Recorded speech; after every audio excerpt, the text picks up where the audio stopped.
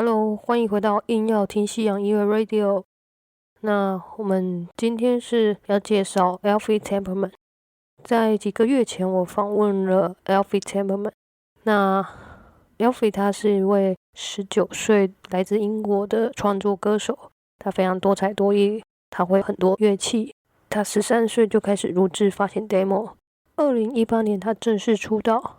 那首张专辑 Mellow 是在今年的5月正式发行。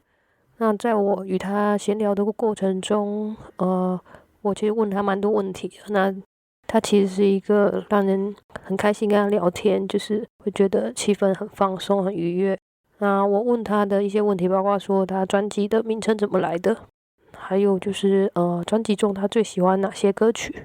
那甚至我聊到一首歌，叫做 Broken。那我说这首歌有点像 Coldplay 的风格。那他是说其实这首歌是他几年前写的。那其实这个吉他的 riff 是有一点类似，但他并没有刻意做的像 Coldplay 这样子。好，那剩下的内容就请大家自己去聆听。好。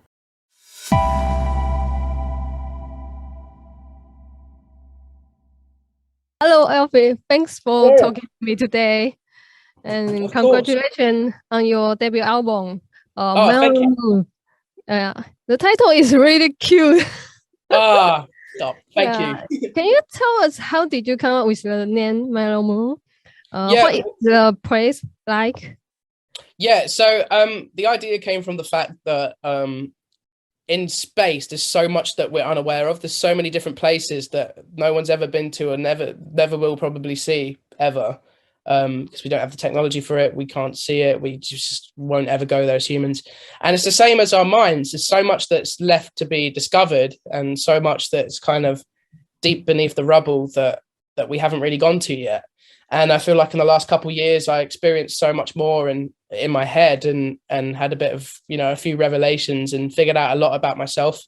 But the Mellow Moon was kind of like the place that I'd sit on and watch all of this happen.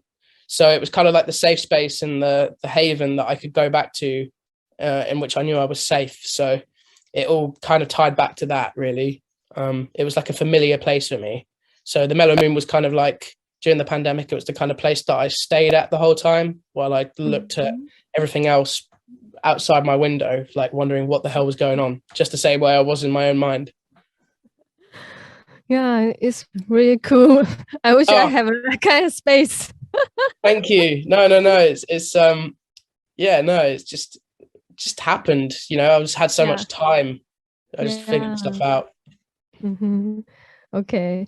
And so far, I really enjoying listening to the song Broken, 3D Feeling, and Color Me Blue.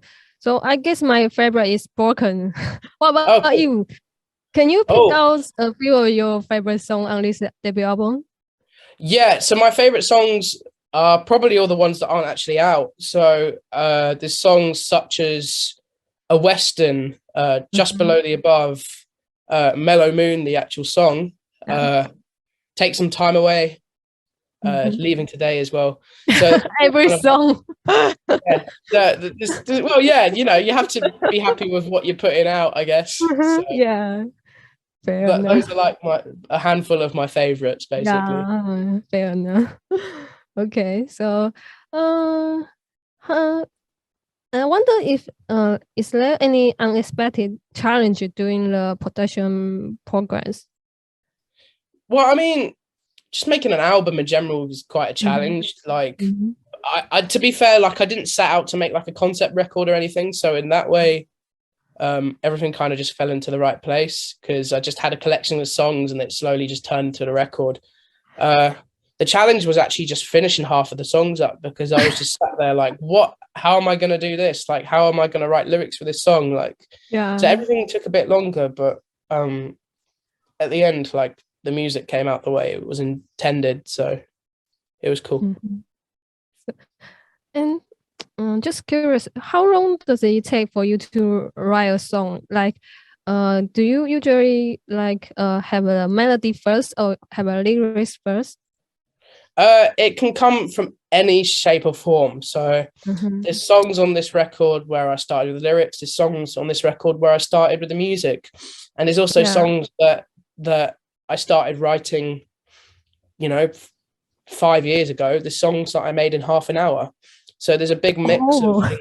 There's a big mix of things going on in this record. To be fair, there's like lots of different approaches to making a song, and fun thing for me was exploring those and just trying different things out. It was really cool. Yeah, sounds really great. Okay. It wasn't too bad. All right. So, is there any music style you want to try next? Yeah, I have a few. So for the second album, I kind of want to go a bit progressive rock, neo soul, jazz fusion. I'm really into like krautrock as well. So I've been messing around recording a lot of raw drums. It will sound nothing like the first one, so that'll be cool. Yeah, I look forward to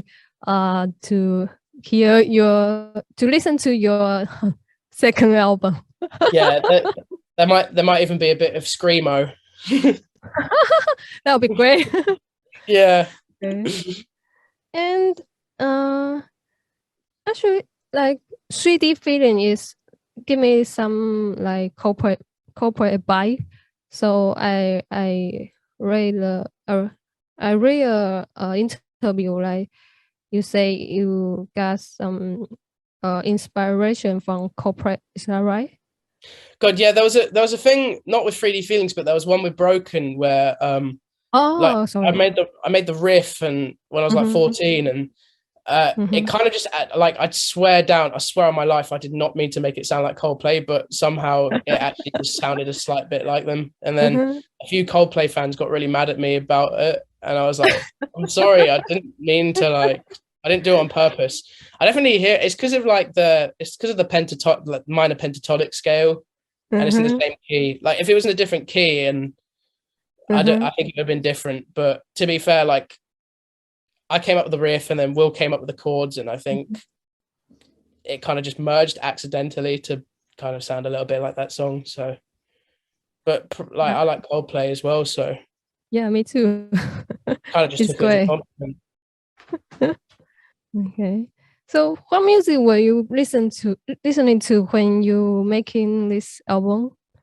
There was a few artists that really stuck out to me. City pop, the genre in general, the massive like Japanese kind of genre. There was an artist called Makoto Matsushita, and I really got heavily into his music probably around 2020 when I started making the record, 2019, 2020. As well as that, there was Leon Bridges, there was Steve Lacy, there was Karangbin, all for like the R&B kind of inspired bits. And then there was also Zeppelin, there was Pink Floyd, there was Queen, there was Ken, there was Charlie Puth. Like there's so many different things going on the record, like every song has a different kind of inspiration and sound to it. So there are a lot of texture in your music, I think. Yeah, that's something that I like to do. Like, different kind of dynamics, different drum sounds, different everything. So, yeah.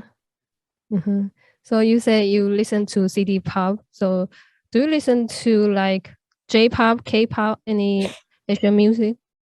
I got into a bit of funnily enough, so Twice. The singer from Twice, I think her name is Shea Young. She was listening to some of my music, so I started listening to her Twice in general, and I really like them.